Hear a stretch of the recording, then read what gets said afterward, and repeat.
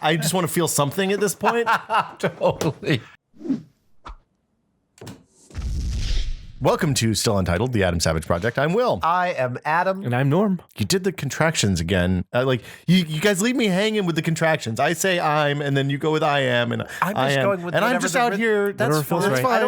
I don't think we're leaving you hanging. I think we're just exploring a meter. If you said I'm Will and I said I'm Adam, that's a regular way of doing it. And I mean, actually, I toyed this time with the idea of saying "Madam, I'm Adam," which is the first palindrome. I think that's pretty good. Yeah, yeah, that's not bad. I have a collection of palindromes. Really? You read them? It's a big list, Word document. Yeah, I have 17,000 of them. That is a lot of palindromes. What's the longest? Oh, the longest is too long to even repeat. It's I mean, like in terms of is it a full sentence, a Oh paragraph? yeah, no, it's paragraphs. It's really long. Wow.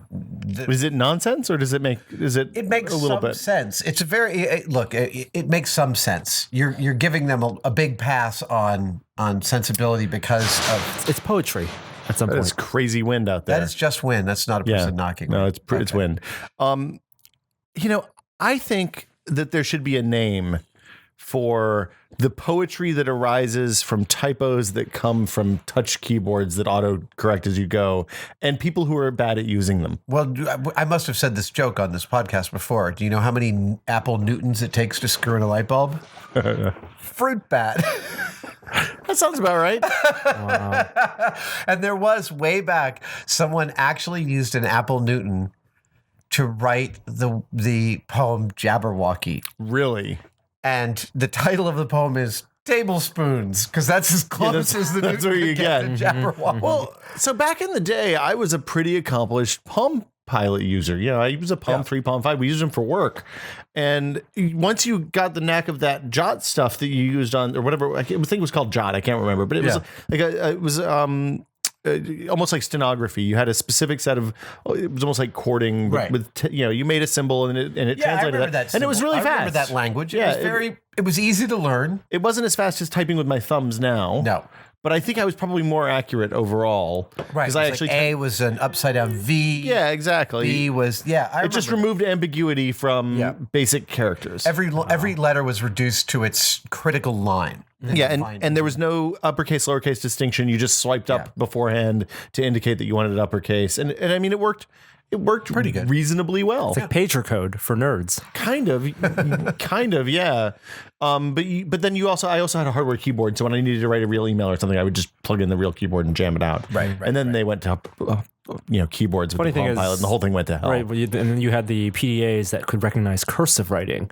And now no one can even write cursive writing. No one can. Do they teach that in school? Did your kids learn It is cursive? optional. It is Really? optional. My kid's handwriting is semi-abysmal, but so is mine. I mean, I remember I was always put in the special class for crappy handwriting. They're all time travelers.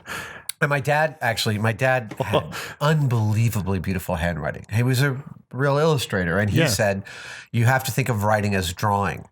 And it took me years to understand that really what he meant by that was you have to like the act of writing. In the same way that you're careful with drawing because you want the line to depict something, in the same way you are accurate with your writing. But of course, there's so much to write and it takes so long and I get so impatient and it ends up looking like a doctor's prescription. Yeah. But there's And I can do that there's beauty in infinitely it. fast. And don't you get frustrated? Like that's why people like writing within the lines and having really beautiful calligraphy. Yeah, it's really pretty. It is. It is absolutely gorgeous. And I'm a huge, I respect greatly lovely handwriting. It's funny, both my wife and I love each other's handwriting, but deride our own. Oh. Maybe that means we're meant for each other.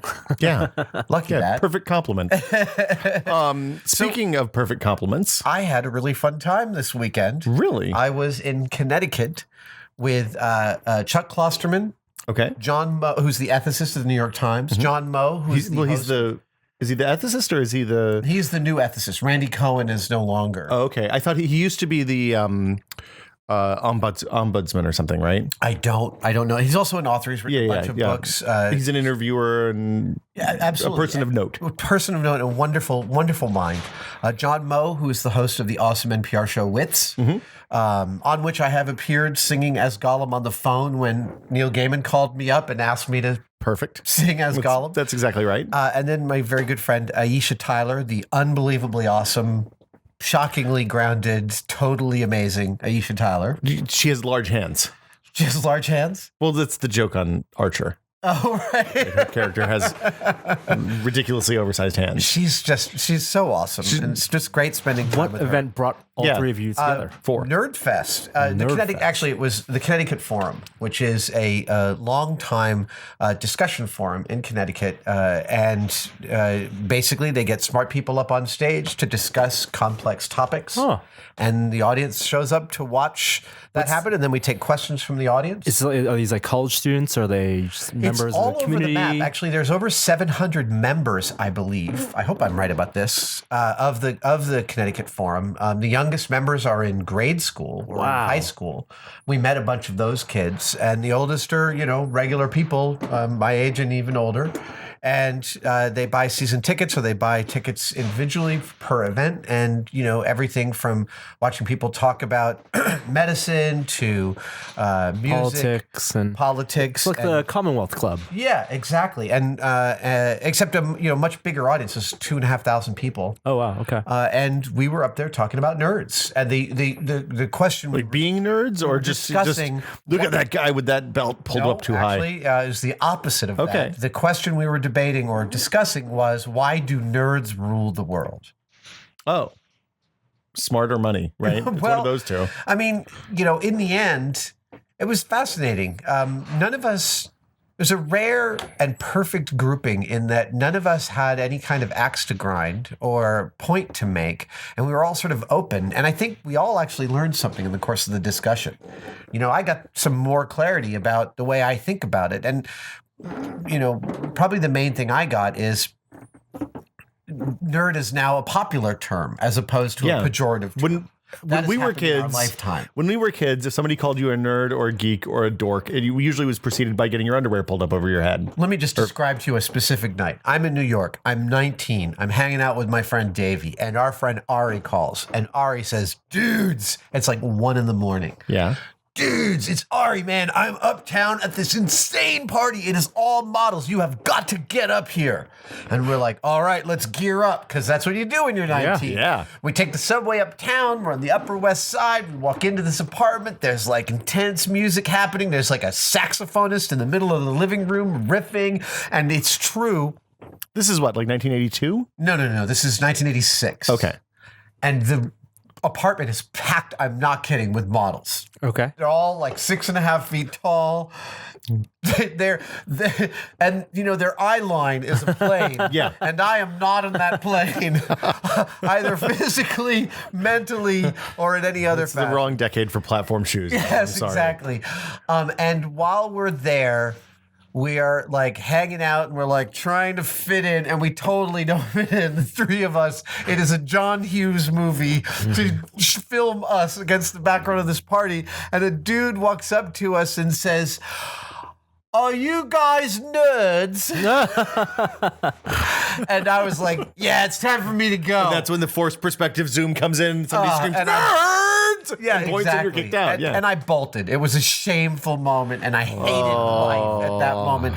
That's what nerd used to mean. See, Norm, I've never experienced Norm that didn't. my Norm entire grew up life. in the he grew up in the Valley of the Nerds here. Yes. and it was a positive. Like, Yeah, man. It sucked for us back in those days. it was not an easy time. No. So we discussed. You had to hide shit. No, we talked to the kids, and when we were talking to the kids, we got to a point that we made also in front of the audience, which was the kids were asking us about challenges we'd had in our lives and ways we overcame them and ways we'd made choices and stuff. And we realized at a certain point, we said this, look, please understand, don't make the mistake of thinking that our lives, any of the four of us, our lives were in any way linear. Yeah. Nobody's life is linear. It looks linear when you write it out as a story. Like, oh, all these choices that Adam made led inexorably to having all the skills for a TV show. Man, my goals changed all the time, and they weren't linear goals. And it seems much more, even Chris Hadfield, who knew he wanted to be an astronaut at the age of 9, says every time he gets in front of an audience, my life is not nearly as linear as it looks. And I think that's a really important thing. But more universal, to get to the point of nerds, is that we talked about the fact that really when you're talking about nerds or what you'd think of as a marginalized community, the trick is to remember that you might think that you're lonely and life is hard, but for other people it's easy. And the thing that we're here to tell you as adults is everyone's life sucks. Yeah, well, The first noble truth of the Buddha holds true is everyone suffers and no one's having an easier time of it, even if it appears to you from the outside. And it's just easier for those communities to find each other. Today. And now with the internet, that is exactly right. That's what has happened is those marginalized communities are not so marginalized when you go to Pinterest and find 55 other pre-1920 Zippo collectors. Right. Well, eBay started this, right? Yeah. eBay started this in the late 90s, mid 90s, when all of a sudden you realize, wait, somebody else collects whatever it is that is the weird thing that you like to collect. Oh man. There is a market full of other people that are into collecting that exact same thing. And you can go and find the $6 million man of your childhood dreams. Yeah. Reclaiming your childhood is a fun activity. I was actually the other night looking not only at the $6 million man to find that all of the roll up arm flesh on the old $6 million man it's all gone. Yeah. But the one that I wanted was the Mascotron, which had Michael Ironside's face, Oscar Madison's, Oscar Goldman. I know that because of the 40-year-old virgin. Oh, really? Yeah, because he has the Oscar Goldman. It's actually much more valuable than the Steve Austin. There were very few of those, and it was new in box. The Oscar Goldman Mascotron and the Steve Austin Mascotron. Yeah. That was really cool. That's amazing. Yeah, with the pop-out chips. See, I know all of my $6 Million Man knowledge, much like my Buck Rogers knowledge, is from watching going to visit my grandparents in DC as a kid in the summer, and they had, instead of just the normal 3 channels, they had some other channels that just bought like pre-TBS kind of rerun channels. So they would buy old shows. Wow. And on weekday afternoons, instead of showing cartoons or whatever they used to show then, they would put on $6 Million Man and Buck Rogers. That's far out. I didn't realize that. Flash Gordon and stuff like that, like old serials. And so if you want to make a lot of money now, you should start archiving all the stuff that kids love today. So when they want to reclaim their childhoods, you can sell it as a package. I think so. The thing that happened in the 70s and 80s is that all of the toys and all that stuff were kind of short run. There wasn't a lot of that. Right. People didn't realize it had any value, and they threw it all out. And then when the initial Star Wars stuff hit, and people realized that that first collection of like 12 action figures or whatever it was insanely valuable to collectors, that ruined the whole thing. Do you know, it's all done. I think I'm still right about this, that Fawn Davis actually owns a complete set of Star Wars figures. Wow. Oh, this first series of first. No. Oh, all the way of through. Everyone that's ever, at least as Good of God, 10 years man. ago, the last time I was in his house, at that point, he had every Star Wars figure ever made. That is a lot of Star Wars he was figures. missing, maybe like one of the early Boba Fett prototypes, which are like $15,000. The ones that shoot that actually have the firing missile, exactly. the eye blaster is what they call that one. But so the Connecticut Forum was really fun. Yeah, good event. It was a great event. Is it online someplace? Do you know? I'm not sure. I know it was streamed. I believe it was streamed, which means it should be online. And I guess we'll take a look and I'll see if we can track it down and we'll push on the site. It was lovely to finally meet John Moe, who, I've only met on the phone before. And Chuck Klosterman and I are fans of each other's work. Cool. He's a wonderful talker and wonderful thinker. And Aisha's just super awesome. She's great. Yeah. Yeah. We'll see her at Comic-Con. Oh, good. She'll be there. You'll be doing a Woodstock at Comic-Con. Yes. And by the time people listen to this, if they're in the Bay Area, you'll also be at Maker Faire. I will also be at Maker Faire speaking on Sunday in the middle of the day. I'm not sure exactly which time, but Sunday in the middle of the day. And there'll be details at Maker Faire. If you're at Maker Faire, there'll be details where you can find out where you'll be and when. And we'll have we'll have it on the site. Yes, barring technical failures or disaster. I have spoken at every Maker Faire since I think the second one. Well, every Bay Area Maker Faire. Every Bay There's Area. a bunch. There are a ton of them now. There's like Kansas City but the Bay Area one is now like almost 200,000 people. It's huge. It's massive. It sells out, rivaling Comic-Con in the actual size. Last year we usually get there a couple hours early so that we can they'll sneak us in. We can walk around, kind of scout out where we want to shoot and set up times and stuff with people. And last year we were there, and the main parking lot was already almost full by the time an hour and a half, 2 hours before the gates opened on Saturday morning. It's bananas. Crazy. It's a great event. If you're anywhere near the Bay Area, I think it's like $30 a person. Kids get in cheaper. And I ran into someone recently who asked me, "Oh, is it good for my 7 or 9 year old?" Yes. And I was like, "Yes, go there. Age. Really, you will blow your children's minds. There's no age at which it's too young. Well, okay, like a toddler might not. No, there's still going to be unbelievable stuff for every age of. As long as they can hold their own head up and focus at things more than 3 feet away, your kids are probably as long as they can hold their head up. Give them 2 20s and send them out to the hot dog stand. You should be fine. Yeah, Sure, exactly. stand. So speaking of Star nerds Wars and nerds. rage and fun and all that Toys stuff, and merchandising. so we talked about the new trilogy. Yes. A few, I guess last year, maybe the year before at this point. J.J. Abrams directing. The post George Lucas Star Lawrence Wars Kasdan trilogy. penning. I'm so excited. But since we last spoke about it, the casting. Well, there were rumors and all that stuff. But they've announced the casting, and of course, the casting and the big reveal that we were all, I think, fairly confident of is that Harrison Ford, Carrie Fisher, and Mark Hamill are making a return, as well as Kenny Baker as R2D2, Anthony Daniels as C-3PO, and I'm very pleased about this. Peter Mayhew as Chewbacca, who was at the reading. Yes. So they released a picture of all of them, plus the new cast, including Adam Driver from Girls. Yep. Is it Max von Sydow? No. Yes, it is. Max von Sydow. He's not in the picture. He's the only one that's on the picture, but we Not presume shown. he is probably the villain. Including R2D2 in the crate, and I have personally packed R2D2 into that crate. Wow. That is the crate. that's the R2D2 box? crate from ILM. Wow. It's actually Annie Leibovitz took some photos of R2 in that crate for Vanity Fair for one of the prequel oh, that's awesome. Vanity Fair issues. Andy Serkis Andy Serkis. in a role yet to be determined. The thing that a lot of people fail to understand, because Andy Serkis is so amazing as a physical performer, and there's only a few people like that, like Doug Jones, who has been in a million movies as characters you are very familiar with. Andy Serkis is, in addition to being an incredible physical performer, he played King Kong in King Kong, he played Gollum in The Lord of the Rings, Caesar in Planet of the Apes. Caesar in Planet of the Apes, both the previous one and the one that's just coming out. He's a brilliant actor. Whether or not he is a virtual character or Andy Serkis himself, he's a phenomenal, amazing actor who I would see in a movie. I'd see him on stage. I'd see him in anything. On stage for sure. He was in The Prestige. He played Really? David Bowie's assistant, Tesla's assistant. Huh. And so there's been some Inkheart. He's in Inkheart with Brendan Fraser as the villain, and he's terrific in that. It's not that awesome a movie, but but the performance.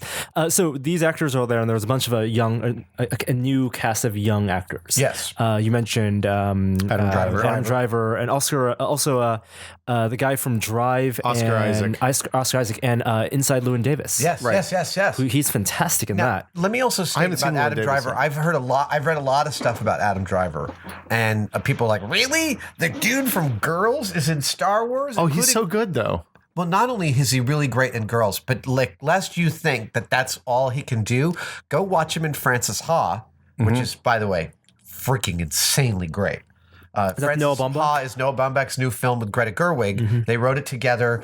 It's beautiful, and frankly, having kind of growing up in New York, there's a perfect depiction of the total self-centeredness of the early 20s and growing up in New York. But Adam Driver has a bit part in it, and he is totally different than his character in Girls and really excellent. So I think he's a wonderful actor. Wonderful. I mean, there's the speculation now is exactly who these people may be playing. Right. And there was some analysis and it's fun to ponder and analyze the one photo. Yes. You see, there was that story picking out the seating arrangements and there something to it? Are these the Sith? Exactly. Guys?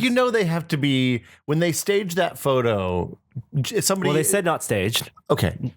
When J.J. Abrams is looking at the way they're arrayed, he has to be thinking, oh, we can probably fuck with people a lot if we just make Adam sit next to so-and-so and, So IO9, I think, had this story, and they said it's true in past when you do these first reads, like script reads, you kind of pair the people who are going to be in conversation with one another close to each other. Yeah. Because you can have movies where two leads rarely encounter another. So there is an actress sitting between Harrison Ford and Carrie Fisher. And so the speculation is this young actress going to play their daughter? Right. And just based on that assumption, then they propagate like how you could have all the other relationships in the movie. Daisy Han Ridley, Solo, I think, right? I can barely, I don't even care about anybody else. I can barely contain my excitement that Han Solo is in this movie. Yeah, thank God he said yes. What's that? Because he could have said no. I know, but I mean, it's hard to overestimate Harrison Ford's importance as a screen star within the latter 20th century history of cinema. I mean, you can't overstate it. And the fact is, he's played very different characters with very different personalities and beautifully in ways that you really feel like you know them. And Han Solo is without a doubt one of my favorite both characters and conventions, in that in a movie that really could be, look, Star Wars could have been as plodding and silly as Episode 1, except for the fact that Han Solo is making fun of the movie while he's in it. He's making fun of all the conventions of the film while he's in it. But that's the thing that, like, I don't think I'd seen. I mean, I hadn't seen it before because it was 2. Yeah. But going back and watching films that are older than Star Wars, I hadn't seen the wink and the nod that, for example, Joss Whedon applied with wonderful effect in the Avengers. Yes. And that started with, I think, Star Wars, probably, maybe Jaws, because there's kind of a Jaws. The question is whether that's going to be the same characterization that he has in this new movie, which would be a little weird for an elder Han Solo. It's 30 years later. He should have matured. So he's no longer going to necessarily be a charming rogue. But look at Super 8. Right? Yeah. It is such an homage to E.T., and I'm one of the people who thinks it's actually a beautiful homage. I don't think it's just straight copying. I mean, granted, you have kids racing on bicycles towards the end, just like E.T., but it's a beautiful homage. But how do kids get around? Right. And frankly, Coppola says he was just quoting early cinema when he made Godfather. He's just, doing he is also picking up, just like Tarantino does, the conventions that he grew up with. So Abrams is deeply inculcated with the cinematic conventions of Lucas and Spielberg. And I think it's hard to discount Spielberg's influence on Star Wars as Lucas moved through the series, and on cinema as the blockbuster movie came to be in the early 80s. Yeah. But sorry, I just want to finish this thought is that he's absolutely going to give Han Solo the charming rogue bit that will take this movie and shift the plot to a certain point. I know that about Abrams. He's been dying to write for Han Solo his whole life for that. Yeah. Well, who says, and Adam Driver could be Han Solo's kid too. Could be. Right? Could be. I mean, it could be people like, oh, he make a good Sith. I mean, just because he has dark hair and light skin doesn't mean he has kind of weird. He doesn't have any weird horns or anything. It's so funny when I read all that speculation. I understand the excitement and the desire to speculate. I look at that and I think, oh, cool. Eventually, I'll find out what those people are doing. I mean, and then I literally move my brain to the next thing. And that's where I went through we've done this before. Yeah. We have walked this path before, and we all know how that ended up. It's not going to be like that. It's what? It's not going to be like Episode 1. No, not at all. Path. But I mean, I'm just saying we've walked the path, the casting, the hype, all of the building of the excitement, culminating with me sitting in a line for 12 hours waiting to get into the movie at midnight. Yeah. And, I'm okay not doing that again. I've been there. Right. I'm going to go in. I find, especially now, the more hyped a movie is, the more I go in cold to that first showing, the happier I'm going to be. Because I don't have any preconceived notions. I can just go in and enjoy myself and have fun and watch a movie. And whether that's Transformers with the dinosaurs or the next Star Wars movie or the third Star Trek movie or what, I'm happy. Is there dinosaurs in the new Transformers movie? The new Transformers movie has the spoilers. It was in the Super Bowl trailer. Avoid all trailers. Actually, speaking of not knowing anything before you go into a movie, can we segue here to, have you guys seen The Winter Soldier yet? Oh, yes. Oh, we didn't know if you had seen it. Oh, holy cow, what a great Okay, movie. hold on. Are we going to spoiler cast from this point forward? Let's do a spoiler cast from this point forward. goodness. We'll talk about it for... Oh, I'm so excited. I saw it twice. I'm going to see it again. I'm going to take my kids to see it. I got to take my wife to see it. It's really, really, it's, you know what? It loves you, right? It's got a good heart, and it doesn't want to put anything over on you. I think it's amazing to me because the last cycle with the leading up to the Avengers, with the first Captain America, the first Thor, and the second Iron Man, I thought Captain America and Thor were both better than the Iron. I mean, obviously they're better than the Iron Man. Right. This time it's happened again. Both the Thor movie and the Captain America movie are both better than Iron Man 3. See, I thought the first Thor, even though I've seen it a couple times, I think it's really trashy. It's a little low budget. It's super low budget. But the second Thor movie is genuinely enjoyable. Yeah. Really surprisingly fun. Yeah. But this Captain America film, it's great. Chris Evans. Chris Evans. Is so good and so genuine. He and Scarlett Johansson have a bunch of some complicated things to act out.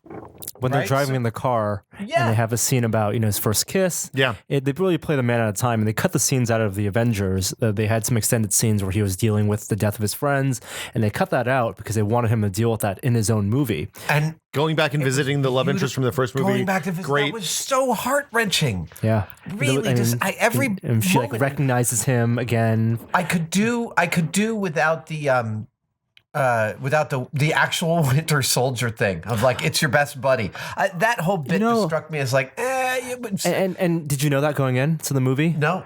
And a lot of people, in both times I watched it, a lot of the people who don't read comics, it was a genuine surprise. And I thought they did a good job with the Smithsonian having the exhibit. Right. Kind of remind people of that character. It was a very really not heavy-handed way. Convention. Yeah. I love that sort of effortless exposition. It doesn't feel like it's being pounded into your... I've heard people say that it's like the twist. It's a great modern twist. Yeah. See, I knew that the Winter Soldier was Bucky Barnes, and I'm not a comic, like I'm the lightest of light comic book readers. Yeah, I didn't know. But I thought that the villain I thought he was the worst part of the movie. Like not through any fault of his own. Yeah, he was just kind of a one note villain without the Bucky Barnes connection. Yeah. It wasn't that interesting a villainy. But the interesting thing was everything else that happened around that, the downfall of S.H.I.E.L.D., the commentary on our surveillance state. So big spoiler, when Nick Fury dies, I turned to my friend and we both laughed because I was like, we're seeing him in Act 3. Yeah, everybody knew. Everybody knew. I mean, or the Avengers too, right? Right, exactly. He's coming back. That was a great car chase scene also. Oh, the Sam Jackson and the supercar? Jackson. Oh, dude. Yes, that was a great car chase scene. Really great. But they got Robert Redford to say Hail Hydra, which, wow, things you never thought that Robert Redford would ever say in a movie. Well, and they did, like you watched that movie and you saw the narrative points in the future as you were watching. There were no surprises in the third act of that movie, right? No. When you saw those 3 helicarriers, you're like, well, that's going to be bad for somebody. This is clearly not the way for the future of humanity. But it's so well put together. Well, and it was a very pleasant movie for me. So I'm going to also go back to a convention that I think about action movies, which is one of the things I didn't like about Thor is Thor started out, the original Thor, with way too much ridiculous exposition. Right, literally like, oh, there's an anomaly. Quick, drive to it. I didn't give up 4 college credits for everyone. Yeah. Every character is literally like dots on a line, explicating who they are and how they feel about the situation. It feels so formulaic and exhausted. Whereas Winter Soldier, first 20 lines, which carries you like probably 15 minutes into the movie. The first 20 lines, all of them are great. All of them. Hold on. It starts with like a secret mission or something. It starts with the run between him and Falcon. And he didn't jump. Did he have a parachute? Yeah. No, he didn't. Yeah. What about that nurse in the thing? I don't know about that. The dialogue between him and Scarlett Johansson, Black Widow, all of it. Pithy, sweet, funny, sets you up, but you don't feel like you're being set up. That's the trick with exposition. Yeah. I don't want to know that you're telling me my favorite is the opening line of Lawnmower Man, which is, don't you understand, man? If I give the serum to those monkeys, there's no telling what will happen. It's like, really, couldn't you buy me dinner first? Like, we don't have to. Well, but so it sets that up really well. It wasn't so actiony as to be exhausting. No. Like by the end of Iron Man 3, I just wanted to take a nap because I'd seen like 65 robot suits beat the shit out of each other. Well, and I was good. Like I had all I needed. And Winter Soldier has a couple of really nice, graceful pauses in the film where things slow way down. And, you know, my favorite example of that is a great movie, Midnight Run, with Charles Grodin and Robert De Niro, which if you haven't seen it, one of the great road comedies of all time. And it includes in the middle, I won't spoil it, it includes in the middle a movie stopping sequence of Robert De Niro's character confronting his past that totally has nothing to do with the plot of the movie and is magically perfectly placed to kind of pull you out of the plot and then put you back. It's like in a little with one-act more love play for in the middle character. of the film. Yeah. And those moments of pause really allow you to, again, fall in love with the characters so you're more invested to the end.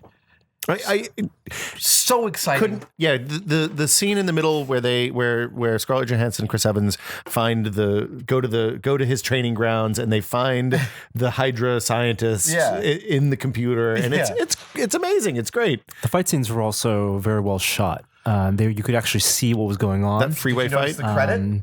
No. The second unit director was also the fight coordinator, which is, I can't remember his name, but I saw that and I was like, that's why those fight scenes were so good. Yeah. He was both directing them and choreographing them. They really had, I mean, I like to point out, Michael Bay is a classic director who you have no idea where you are in physical space through most of a Michael Bay film. Yeah. It's just cut. It's like action's MTV, happening and here we go. And he uses slow motion as a way to try to explain the action. Right. Whereas with a director like Jon Favreau, you always know where you are in physical space with Jon Favreau. He's a very hands-on director who wants to put you in physical space. And Winter Soldier, all those fight sequences, I think are great because you understand where everyone is as stuff is happening. And those are complex environments. They're talking about in terms of the highway and cars. Well, there's a chase scene going on at the same time. Whedon does that beautifully in Avengers. Again, you're fighting across all of New York, and you never feel like you don't know where everyone is. It's only a 4 square block radius. It's very small, actually. You've talked to the guys that They didn't kill that many people, Adam. It's okay. It was also really cool. The Winter Soldier, which is clearly a build up to the next one of the Avengers movies or the third Captain America movie. Yeah. Just his makeup on the arm, the bionic arm. Yeah. Was really using new special effects techniques. Really? Also, in Was terms it? of the. It wasn't just CG? It wasn't. No, the practical arm. Really? For many of the shots, and it was lightweight, and the way they chromed it was all new. You know, it's funny because I don't know if did Legacy Effects do. It was yes. Okay, because when I visited the set of Pacific Rim, the incomparable and my hero Shane Mann, who's one of the key San Winston people for decades and is not only an incredible draftsman and designer but also maker extraordinaire. He did all the exosuits for the characters in For the Pacific pilots. Rim. And I got a tour of the armor trailer. So this full trailer of 75 suits of armor that Legacy had built.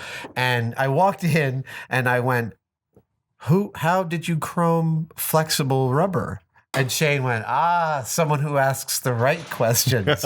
They have built some amazing techniques in that shot. It looks so. I thought it was CG. I totally thought it's great. It's a prosthetic. How did they get the actor to let him cut his arm off? That's the question I had. So, I mean, to tie this all back to Star Wars. The Disney owns Marvel and has done a wonderful job with the bits of the franchise that they own. And letting great people helm the stuff, like letting Joss Whedon run the Marvel universe and putting great directors in charge of the individual films. But also let's be clear. They are doing this so they make a shitload of money on it. There's no doubt. But it seems like someone at least appreciates that the best way to make a lot of money with that and make it last forever is to keep the quality level very high and keep producing stuff that people are excited about and want to see rather than just shoveling out the latest dreck.